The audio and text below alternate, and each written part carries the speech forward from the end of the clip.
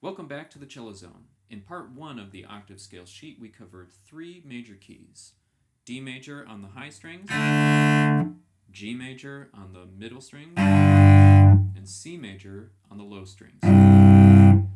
We're going to come back up to the high strings and cover A minor now. A minor comes from C major. In fact, all of the minor keys come from a parent major key. So A minor is the relative minor of C major because it gets all of its notes from C major. It's related to C major. So we're going to focus on tuning our first finger in first position to the open string with the minor keys. In this case, we're going to start with the reference pitch, our open A string. Always start with the open string. And we're going to tune first finger in first position on the G string to that note. Okay? So let's try it.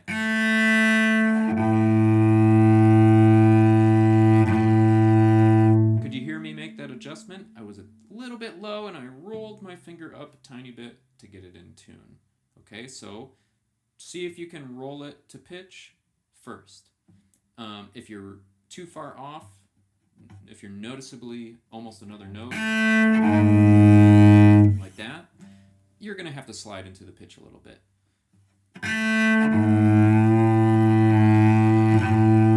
It's okay if you do a little, try and wiggle around a little bit till you find it. You'll fine-tune your instincts here. We're basically training our inner ear to recognize when is that pitch too low, when is that pitch too high, when is it right on the center or just around the center of the pitch. Okay, you're doing this literally for every single note that you play on the instrument, except for the open strings. They're going to be what they're going to be. You can adjust that maybe a little bit with the bow. Anyway, let's tune the first finger on the G string to open A one more time.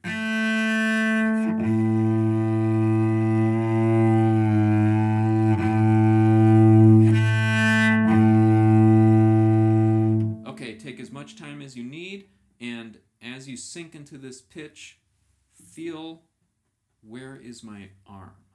What does my arm feel like to play that note?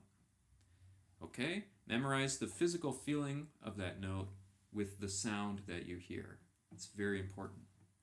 Now let's try the A minor scale. Okay, it's the natural minor, just using all the notes from C major, but starting on A and ending on A. We're going to use third finger on the G string, 1, 3, 4, and then second finger on the D string, 0, 1, 2, 4, and up to A. Unlike the major scales where we started from a lower open string and went up and came down the scale, we're going to start from a higher open string, jump down, and then climb up the minor scale. All right, so we'll tune up our note. And here's the scale. 1, 2, 3, 4.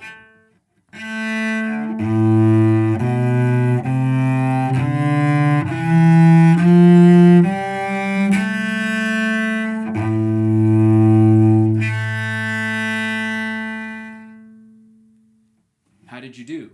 It's a little bit different fingering, right? It's not just this copy-paste fingering like the major key fingering was. You have to be aware that we're using third finger on one string, second finger on another string, okay? I have all of the fingerings written into the sheet music. So please look at the fingerings that are in there, let them be your guide. The cool thing is that once you get used to it on one set of strings, when we bump it down, it's going to be exactly the same fingering on the next minor key. Let's play that one more time just to get used to it, to get fluid with it, okay? Still do the pitch checks at the beginning and at the end, built into the scale, and tune your note before you start the scale. Don't move on to the scale until your first position, first finger frame note is in tune, okay?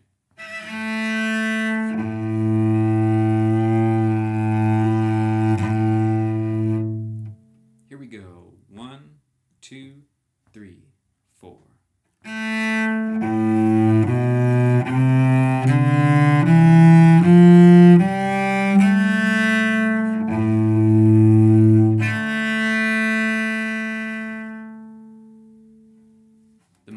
keys are really nice on cello. There's a ton of music written for cello in the minor keys.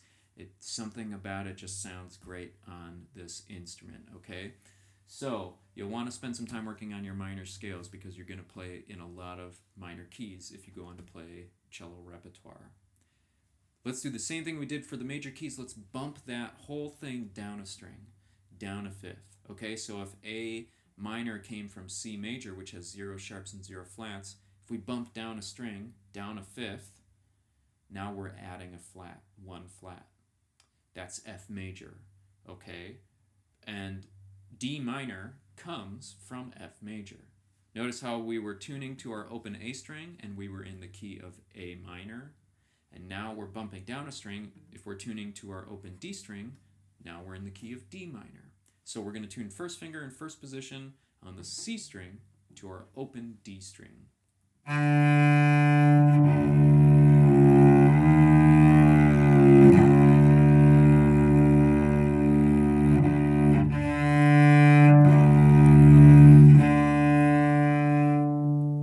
Okay, here we go. D minor scale. 1, 2, ready, play.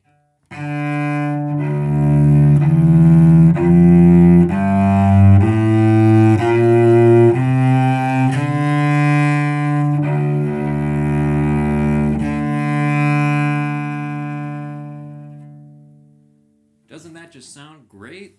I love D minor. It sounds awesome on cello. It's one of the best keys that you can play. You get all sorts of deep, dark, minor sounds, very rich. You get to play cool chords like this one. Okay, let's play the D minor key one more time. Here we go, pitch checks and everything.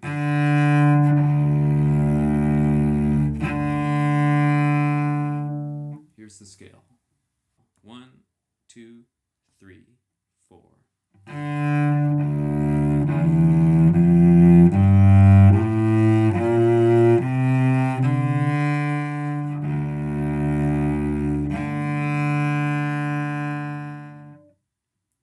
There you have it, D minor, the saddest of all keys. The trickiest thing here with these 1 octave minor scales is going to be to remember to play that second finger on the higher string. 1, 3, 4, 0, 1, 2, 4, 0. Okay, so focus on that third finger, second finger shape and get used to that. If it's helpful, you can practice squeezing that shape. It's okay to lift third finger, go back and forth between those notes. Just try and get used to that. It's a new shape. Hopefully by the end of doing these scales in your practice session, you've got a really good idea of the framework of first position. First and fourth finger tuned up to open strings. Where does my arm need to be? Is my elbow up high enough? Am I leveraging my arm weight into the fingerboard so that I can save my fingers from being stressed out? Am I able to hear if my note is out of tune? Did I drift at all when I went from one string to the next? I think you'll probably find with the minor scales you're not going to drift out of position as much, so hopefully that shouldn't be an issue. The bigger challenge will be, did I get second finger? Okay. In the next video, these are all preparing us for the Sad Clown, aka French folk song in D minor. So really spend some extra time on that D minor scale, and in that next video, we're going to start out by learning in both octaves the D minor fingering pattern, and then trying French folk song in D minor on the low strings and on the high strings. Okay, I hope you enjoy these minor scales. They sound really nice on cello. Run through this whole sheet at the beginning of your practice session. It's a great little warm-up. And really spend your time tuning those frame notes. Don't rush it, okay? Make sure you get good tone, you're really connecting to the fingerboard, and your notes ring out clearly. All right, happy practicing.